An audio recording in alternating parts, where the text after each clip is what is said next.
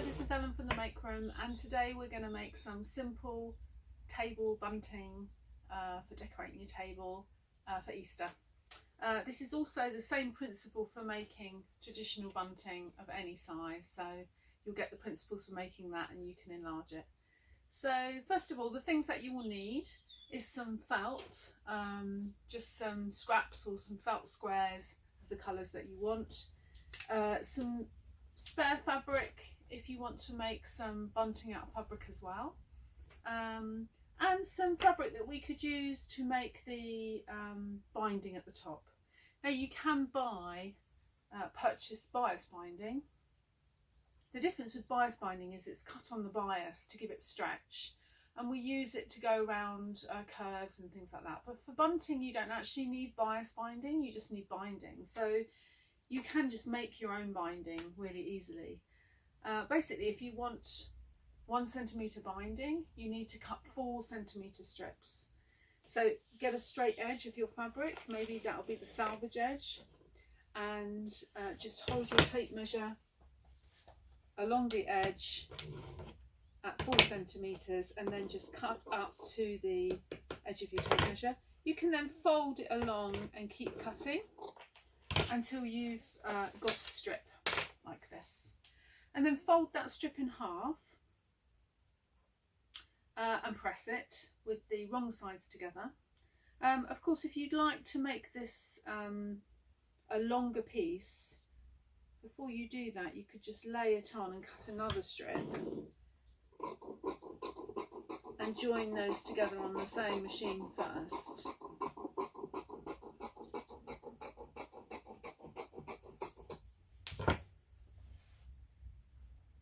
And to do that, we'll just pin those edges there and just machine across before we press it.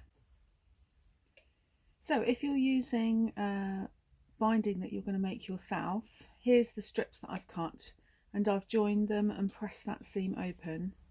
And then what you want to do is to fold it in half, wrong sides together, and just press along that crease all the way along. And then open that up and then press each of the edges towards that crease that you've made. And that's how you're going to make the binding that will fold over the top of your bunting and enclose all the raw edges. And then, so I've pressed it under one edge towards that crease in the middle. Now I'm going to turn under the other edge to meet it. Press all the way along.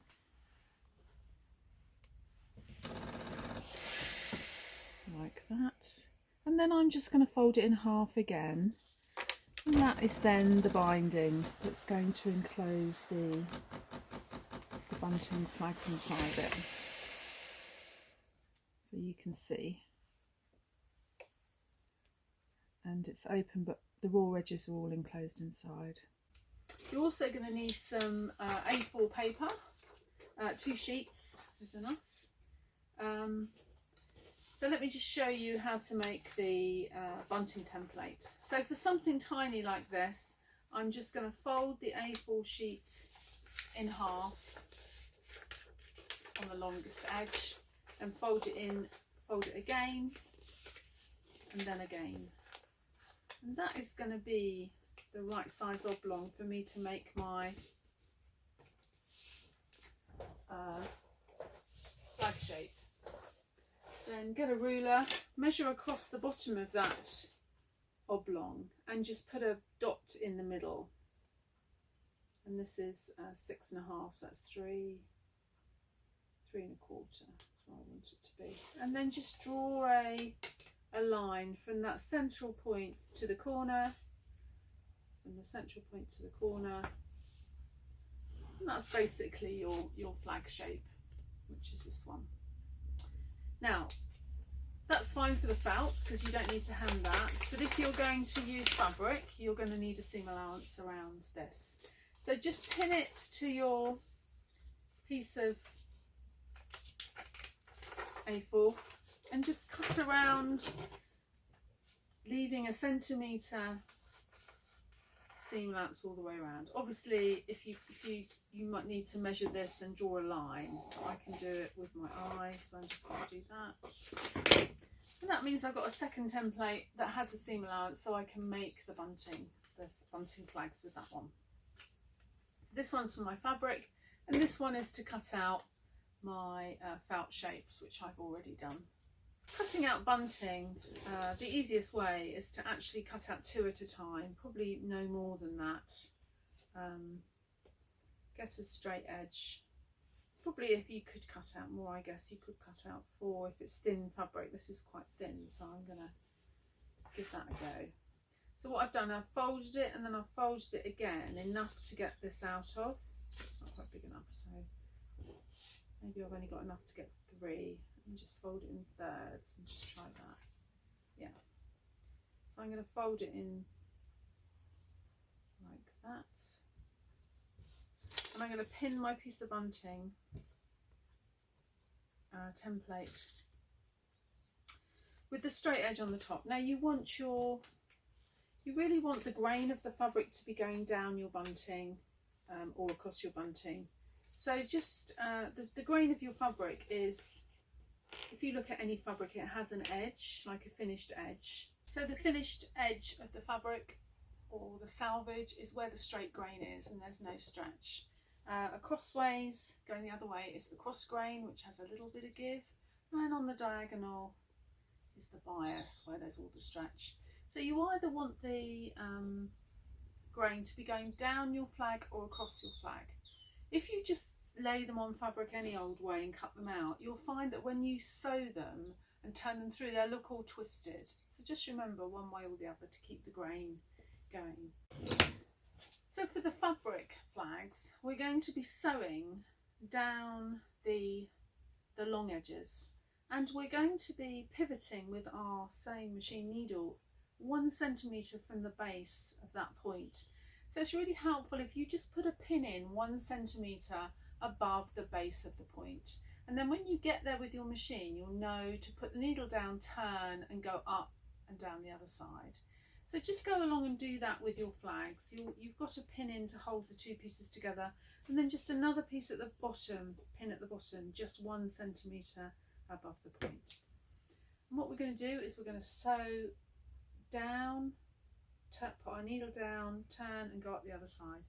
Now 1 centimetre from the edge is normally, if you put your normal pressure foot on your machine on the edge of the fabric, the needle will be at 1 centimetre in. So that's an easy way of judging the distance from the edge. It's good to reverse at the top and at the end, or a locking stitch to stop it coming unravelled, because we're going to turn this through. So I'm going to go and machine all those now. And then what we're going to do is we're going to trim all the seam allowances, cut along the bottom, clip away the point and pare it away so that we can turn it through, but I'll show you a bit more of a close-up for that. So I'm just going to go and sew these 3, and then so I'll take you to the machine and then I can show you how to trim and turn these. Okay, so here we are at the machine, and I'm going to put my flag in with the edge of the pressure foot on this edge here. So put your pressure foot down, make sure you might want to make sure your needle's in before you start, and then I'm just going to reverse at the top, go all the way down to the bottom. Now I've got my pin there to know when to stop. So when I get to that pin, again I'm going to make sure my needle's down before I take it out, and turn and go back up the other side. And then I'm going to lock it off at the top as well, just to make sure it's secure. Now you can't just turn this through, because that point won't turn through nicely. So I can see where my stitching is. You might not be able to see it so much on the picture, but I'm going to cut across that corner as close to the stitching as I can. And then I'm going to pare away the rest of the seam allowance as close as I can into sort of a point at the bottom there. Just take away as much bulk as I can in that corner. And then we can turn them through.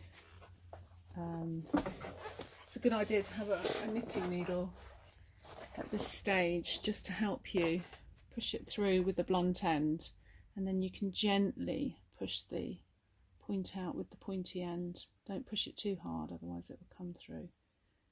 Gently push out. The other way to do it is just to get a pin and just pull it out with the pin, that very last pointy bit. And then it's useful on larger bunting if you can press those seams flat with your iron first. I could just do that like that first and then press it into that shape, because you'll get a much nicer edge there, otherwise that goes a bit rolly. So then I'm going to just go through and get all these ready. Obviously the one for that's made out of felt I don't need to do anything with, because it's not going to fray. So I'll get those ready and we'll go back onto the table to put it into the seam tape or bias binding. So the next thing to do is to get your bias binding or seam binding and just lay it on the table and open up one of the edges that you folded under, and with the right side uppermost just lie it on the table with that top edge unfolded, because what you're going to do is you're going to lay on your shape, leave about 10 or 15 centimeters at the end because you'll want something to sort of hold it up with, and then just lay on your shapes so that the top edge is flush with the top edge that you folded out, and just put them in a pleasing kind of colourway. And what you're then going to do is pin them on so that the edge of the flag shape is pinned on to the top of that unfolded edge. Now if you want to make more bunting, you can leave gaps in between your flags. I'm not going to, because this is just going to be a small bunting. I think it looks better if there's no gaps in that instance. Every now and again I'm going to put a floral one.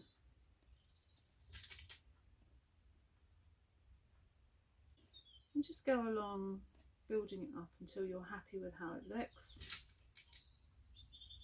You might just have all the same colour, or you might have alternate floral plain, Make sure that edge comes out. I think I'll put a fabric one now. And I'm just putting vertical pins up to that edge. Maybe one either side and one in the middle, or just one either side, whatever you feel is adequate to hold it while you sew it. Just as an aside to the size of the bunting that you're doing, if you are using an A4 sheet and you fold it in half and you plot a point halfway across that lower edge and do a V there, that's probably the size of a normal kind of garden bunting. So that's quite an easy thing to do without any sort of measuring or plotting.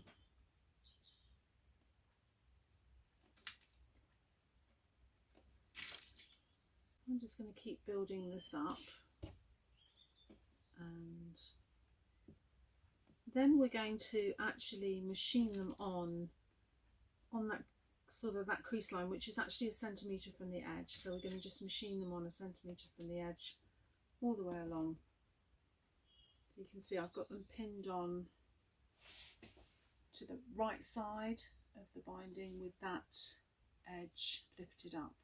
So I'm going to pin the rest and then we'll go to the machine and I'll show you how to machine them on along that top crease. So it's a good idea to just lightly press that one that you folded up flat. It'll help it stay up while you sew.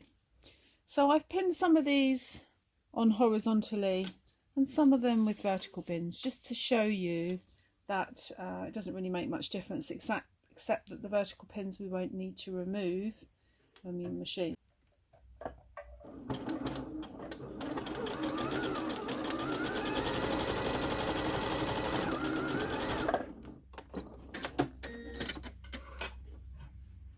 So I've machined all the way along. The ones with the pins vertically, I didn't need to remove the pins, but the others I did as I went along. So just take out all the pins now, and then what we're going to do is we're going to fold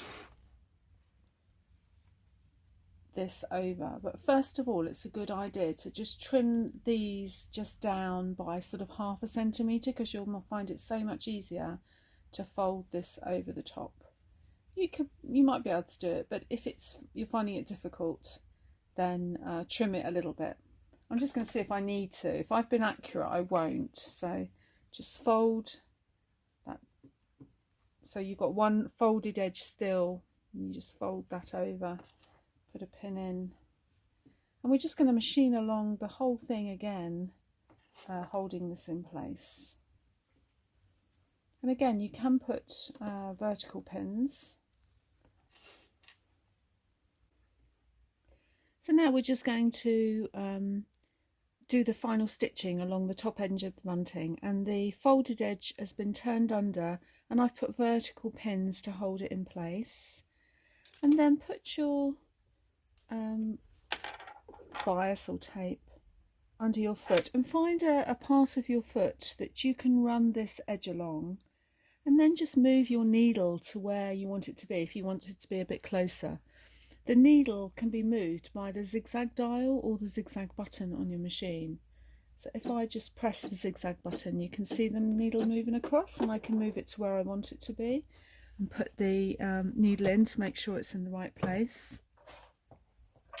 And reverse at the end, and then just go all the way along, keeping the edge of the foot or whichever part of the foot that you're using as a guide along this edge. I'm using a transparent foot so that I can use one of the inner lines to keep along the edge of my binding, and then I've got my needle literally a couple of millimeters onto the edge of the bias or tape from that point. And you can see you can machine over the horizontal pins, providing they are horizontal. Don't put them at an angle, and don't put them too far in, just the tips go all the way along.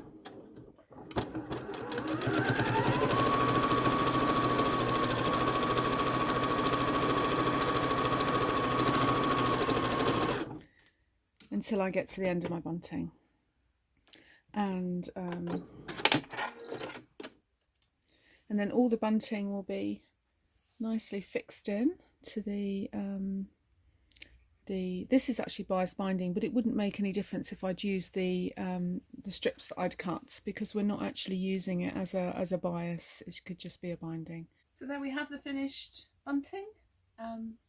Another little idea that you can do is on the fabric bunting is you can put a little tassel inside so that it hangs down when you turn it through, or decorate them in other ways. So I think that's really cute for a kid's bedroom or to decorate the table at Easter. If you want to know how to make these little pots or little baskets to put eggs in for Easter, then have a look at my other Easter video.